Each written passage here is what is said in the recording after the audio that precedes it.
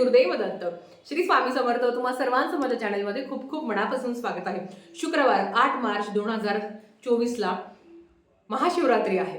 महाशिवरात्रीला भगवान शंकरांची आवडती सेवा आणि अतिशय उच्च कोटीची सेवा म्हणजे रुद्राभिषेक तुम्ही घरातल्या घरात कसा करू शकता त्याच्याबद्दलचाच आजचा व्हिडिओ आहे. सगळ्यात आधी जर तुम्हाला मंदिरात जाऊन रुद्राभिषेक करायला संधी मिळाली तर आवर्जून करा. पण नाही शक्य होत तर तुम्ही घरातही अतिशय सुंदर पद्धतीने तुम्ही रुद्राभिषेक करू शकता. तो कसा करायचा त्याच्याबद्दलच आपण आज माहिती घेणार आहोत. सगळ्यात आधी रुद्राभिषेक कधी करावा? तुम्ही सकाळी 8 वाजता 9 वाजता किंवा दिवसभरात तुम्ही कधी पण रुद्राभिषेक करू शकता. रुद्राभिषेकाचं असं नाहीये, तुम्ही प्रदोष काळी जर रुद्राभिषेक केला तर अतिशय उत्तम, खूप छान. तुम्हाला माहिती आहे की महाशिवरात्रीची जी ना पूजा आहे ती 4 प्रहरामध्ये करायची असते. त्याचा शुभमुहूर्त मी तुम्हाला व्हिडिओमध्ये सांगणार आहे. पण ज्यांना या 4 प्रहरामध्ये सेवा नाही करता आली त्यांनी मग कधीच करायची नाही का? तर असं अजिबात नाही. तुम्ही दिवसभरात अखंड तुम्ही कधीही सेवा करू शकता. रुद्राभिषेक अतिशय उच्च कोटीची सेवा आहे. तुम्ही ती करा, तुम्हाला अनुभव येईल. आता आपण बघूया की रुद्राभिषेक कसा करता. तर सुरुवातीला रुद्राभिषेक करताना आपल्याला दिवा लावून घ्यायचा आहे. दिवा आणि धूप आपल्याला लावून घ्यायची आहे. आता रुद्राभिषेक करताना आपल्या देवघरातली जी शिवपिंड आहे ती आधी आपल्याला स्वच्छ धुवायची आहे आणि त्याच्यानंतर आपल्याला रुद्राभिषेकाला सुरुवात करायची आहे.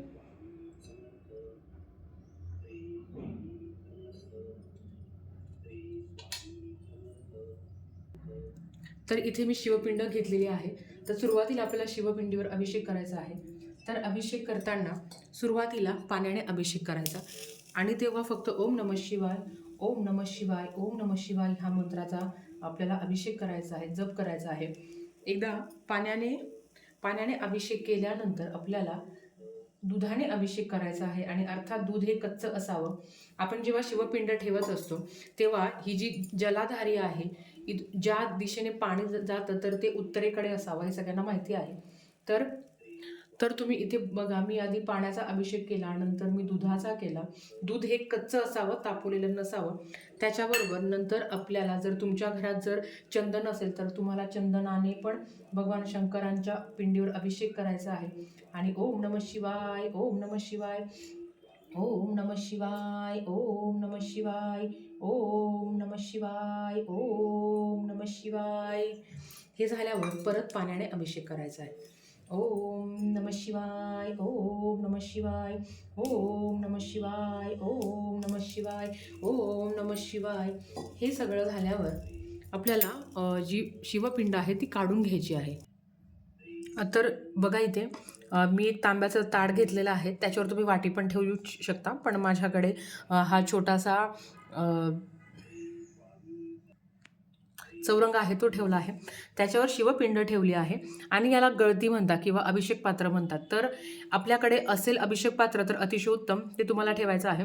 आणि अर्थात तुम्ही जेव्हा रुद्राध्याय पठण करत असता, रुद्राभिषेक करत असता, तेव्हा तुम्हाला हे जे ताट आहे हे मोठं घ्या, कारण आपल्याला ते प्रत्येक वेळेस आपल्याला हलवता नाही येत आणि अर्थात वाचनही थोडंसं मोठं असतं, त्याच्यामुळे ताटही तुम्ही बऱ्यापैकी मोठं असू द्या. तर बघा, आता आपण जेव्हा रुद्राध्याय पठण करत असतो तेव्हा ही गळती अखंड चालून ठेवायची.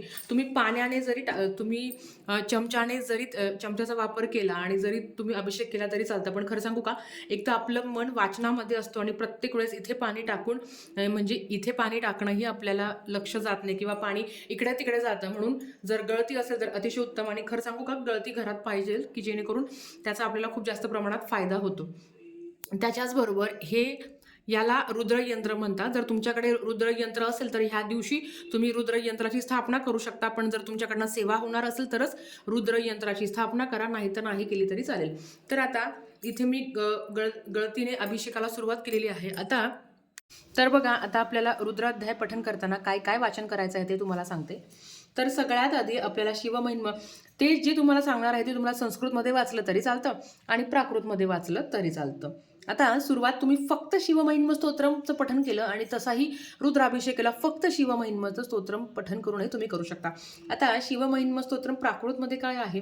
महिम शिवशंकरा तव अगाध बाथोरवी अपार महती आशी नच पुरेल ब्रह्मा कवी यथामिती किती स्मरू तव गुणासनाबा किती, हे तुम्हाला नित्यसेवेमध्ये मिळून जाईल. आता आपल्याला महाशिवरात्रीच्या दिवशी, इतक्या उत्तम दिवशी आपल्याला काय काय वाचन करायचं आहे ते तुम्हाला सांगते. सगळ्यात आधी बघा, तुम्हाला सकाळी, आता ही जी मी तुम्हाला अभिषेकाचा टाईम सांगते, आपल्याला महाशिवरात्रीला 4 प्रहरी पूजा करायची असते. आता ह्या शुभदिनी किंवा ह्या शुभ प्रसंगावर जर तुम्ही पूजा केली तर अतिशय उत्तम. पण देवाला काही शुभ वगैरे नसतं, देवाची सेवा तुम्ही कधीही करू शकता. पण जर तुम्ही हा मुहूर्त पाळला तर अतिशय उत्तम. आता जो पहिला प्रहर आहे तो संध्याकाळी आहे 7:25 ते रात्री 9:28 पर्यंत आहे. दुसरा प्रहर हा 9:28 ते मध्यरात्री 12:31 आहे. तिसरा प्रहर मध्यरात्री 12:31, म्हणजे शुक्रवारची रात्र बरं का. शुक्रवारची रात्र मध्यरात्री 12:31 ते पहाटे 3:34 आहे. आणि चौथा प्रहर हा 3:34 ते सकाळी 6:37 आहे. थोडक्यात काय, तुम्ही शुक्रवारी प्रदोष काळात तुम्ही जर रुद्राभिषेक केला तरी चालतं, पण तुम्ही दिवसभरात कधीही करू शकता. सकाळी केला तरी चालतं, महाशिवरात्रीच्या दिवशी तुम्ही सकाळी अभिषेक केला तरी चालतं. आता मी तुम्हाला सांगते की तुम्हाला काय काय वाचायचं आहे. सगळ्यात आधी गणपती अथर्व शीर्षम 1 वेळा, फलश्रुती वाचायची गरज नाहीये. त्याच्याबरोबर रुद्र पठण तुम्ही मराठीमध्ये करा किंवा संस्कृतमध्ये करा, ते 1 वेळा करायचं आहे. गायत्री मंत्र तुम्ही 24 वेळा तुम्ही गायत्री मंत्र म्हणू शकता. संजीवनी मंत्र हा 11 वेळा तुम्हाला म्हणायचा आहे. हे सगळं तुम्हाला नित्यसेवेमध्ये मिळून जाईल. त्याच्याबरोबर अमृत संजीवनी मंत्र हा तुम्हाला 11 वेळा म्हणायचा आहे. महामृत्युंजय मंत्र तुम्हाला 11 वेळा म्हणायचा आहे. कालभैरव अष्टकम तुम्हाला एकदा म्हणायचं आहे. शिवकवच तुम्हाला 1 वेळा म्हणायचं आहे. शिवमहिम संस्कृतमध्ये किंवा मराठीमध्ये ज्याला प्राकृत म्हणता ते तुम्ही 1 वेळा बोलू शकता. द्वादश ज्योतिर्लिंग स्तोत्रम तुम्हाला 1 वेळा म्हणायचं आहे. रामरक्षा तुम्हाला 1 वेळा म्हणायचं आहे. फलश्रुती नाही म्हटली तरी चालेल, 1 ते 9 ओव्यांपर्यंत तुम्ही रामरक्षा म्हणू शकता. श्री सुक्तम तुम्हाला 1 वेळा म्हणायचं आहे. शिव अष्टोत्तर नामावली तुम्हाला 1 वेळा म्हणायचं आहे. शिव अष्टोत्तर नामावली म्हणजेच काय की भगवान शंकरांचे 108 नावं तुम्हाला घ्यायचे आहे. बघा, आता भगवान शंकरांचे 108 नावं जेव्हा तुम्ही घेणार तेव्हा अर्थात तुम्हाला बेलपान अर्पण करायचं आहे. म्हणून हे तुम्ही शेवटी म्हटलं तरी चालतं. म्हणजेच सगळं पठण करून जेव्हा तुम्ही याचं पाणी काढून घ्याल बाजूला, तेव्हा ही पिंड तुम्हाला तिथे ठेवायची आहे. याच्यातलं सगळं पाणी काढून घ्यायचं आहे आणि नंतर तुम्हाला 108 वेळा बेलपान अर्पण करून भगवान शंकरांचे 108 नावं तुम्हाला घ्यायची आहे.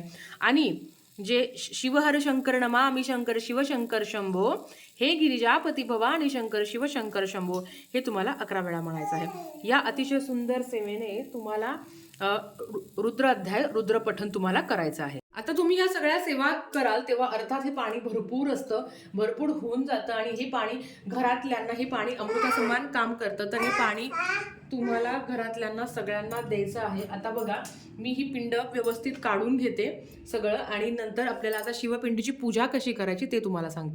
तर इथे मी शिवपिंड ही काढून घेतलेली आहे. आता तुम्हाला भगवान शंकरांचं आवडतं ते भस्म आपल्याला लावायचं आहे. तुम्हाला माहिती आहे भगवान शंकरांना भस्म अतिशय प्रिय आहे. तर भस्म ब्रह्मा विष्णू महेश ह्या 3 बोटांनी भगवान शंकरांना भस्म लावायचं आहे. ह्या पद्धतीने इथे मी भस्म लावून घेतलं. त्याच्यानंतर भगवान शंकरांना आवडतीचं फळ आणि फूल तुम्हाला अर्पण करायचं आहे आणि अर्थात तुम्हाला त्या दिवशी हे सगळं मिळून जाईल. आता मी इथे भगवान शंकरांना फळ आणि फूल अर्पण करून घेते.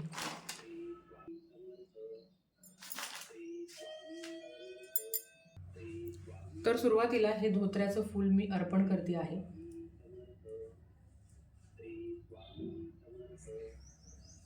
त्याच्याबरोबर हे फळ अर्पण करते आहे आणि भगवान शंकरांना आवडतं ते बेलपान.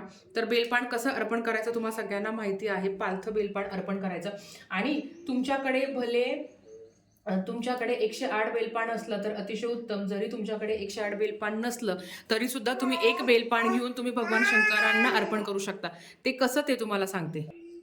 तर बघा, आता समजा हे 1 बेलपान आहे, तर ओम शिवाय नमः, ओम महेश्वराय नमः, ओम पिनाकिने नमः, ओम शशिशेखराय नमः, ओम वामदेवाय नमः, ओम विरूपाक्षाय नमः. ह्या पद्धतीने तुम्ही भगवान शंकरांच्या पिंडीवर एकही बेल म्हणजे एक जरी बेलपान तुम्ही अर्पण केलं आणि 108 केलं तर अतिशय उत्तम. आणि हे असं बेलपान अर्पण करून तुम्ही 108 नावं घेऊ शकता. तर बघा, ह्या पद्धतीने आपल्याला भगवान शंकरांच्या पिंडीवर रुद्राभिषेक करायचा आहे. ह्या दिवशी आपल्याला माता पार्वतीची देखील पूजा करायची असते. तिच्यासाठी पण आपल्याला शृंगार बाजूला काढून ठेवायचा असतो आणि नंतर तो तुम्ही कुठल्याही सवाष्णीला दिला जरी चालतो. आता सगळ्यात महत्त्वाचं हे फळ पण आपल्याला भगवान शंकरांना अर्पण करायचं आहे. आता नैवेद्याला काय अर्पण करायचं, तर नैवेद्याला तुम्ही साधी खडी साखर, दूध जरी अर्पण केलं तरी चालतं. त्याच्याचबरोबर तुम्ही जे फळं खाणार आहात किंवा जे तुम्ही खिचडी वगैरे खाणार आहात तर तो सुद्धा तुम्ही भगवान शंकरांना अर्पण करू शकता. ह्या पद्धतीने अतिशय सुंदर अशी अतिशय उच्च कोटीची सेवा म्हणजेच रुद्राध्याय याचं पठण करायचं आहे. तर तुम्ही आता बघितलं की आपण अतिशय सुंदर पद्धतीने रुद्राभिषेक केला आहे. लक्षात घ्या, रुद्राभिषेक करणं ज्यांना शक्य नाही किंवा ज्यांना वाचता नाही येत, ज्यांना स्पीड नाही येत, अशांनी काय करावं, काहीच नाही, यूट्यूबला रुद्राभिषेक तुम्ही लावून द्या, तुम्ही श्रवण करू शकता. श्रवण करतानाही मनात कुठलाही विचार आचार नसावा. जेवढं वाचता येईल तेवढं वाचण्याचा प्रयत्न करा, नाही तर फक्त रुद्राभिषेक यूट्यूबला लावून तुम्ही श्रवण केलं तरी चालतं. आता त्या तीर्थाचं काय करायचं बघा. कर्जबाजारीपणा, आमचे मिस्टर खूप ड्रिंक करतात, त्यांना व्यसन आहे, कर्जबाजारीपणा झाला आहे, किंवा त्यांना बाहेरचा नाद आहे, किंवा थर्ड पार्टी आहे, थर्ड पर्सन त्यांच्या आयुष्यात आहे, असंही जर ह्या त्रासातून जर तुम्ही जात असाल तर तुम्ही रुद्राभिषेकाचं तीर्थ तुमच्या मिस्टरांना, तुमच्या घरच्यांना आवर्जून द्या. खूप चांगला फायदा पडतो. असे खूप आपले सेवेकरी आहे, महिला सेवेकरी आहे की ज्यांचे मिस्टर प्रचंड ड्रिंक करायचे, आज त्यांनी ह्या फक्त सेवेने त्यांचं मद्यपान, मांसाहार, जे काही त्यांचे व्यसन आहे ते खूप जास्त प्रमाणात कमी झालेले आहे. म्हणून जर तुम्ही ह्या संकटातून जात असाल तर आवर्जून त्याचं तीर्थ तुम्ही तुमच्या घरच्यांना, कोणी आजारी असेल तर त्यांना पण तुम्ही देऊ शकता. बघा, हे जे तीर्थ असतं ना ते अमृतासमान काम करत असं. हे तीर्थ तुम्ही सगळ्यांनी थोडं थोडं घरातल्यांनी घ्यावं. शक्य असेल तर टॉयलेट बाथरूम सोडून घरातल्या प्रत्येक कानाकोपऱ्यात थोडं थोडं शिंपडायचं फुलाने, आपण जसं शिंपडतो त्या याने. तर ह्या पद्धतीने आपल्याला छानपैकी रुद्राभिषेक करायचा आहे. भगवान शंकरांची अतिशय उच्च कोटीची सेवा, अतिशय सुंदर सेवा तुम्हाला करायची आहे. तुम्हीही करा आणि सगळ्यांना सांगा की रुद्राभिषेक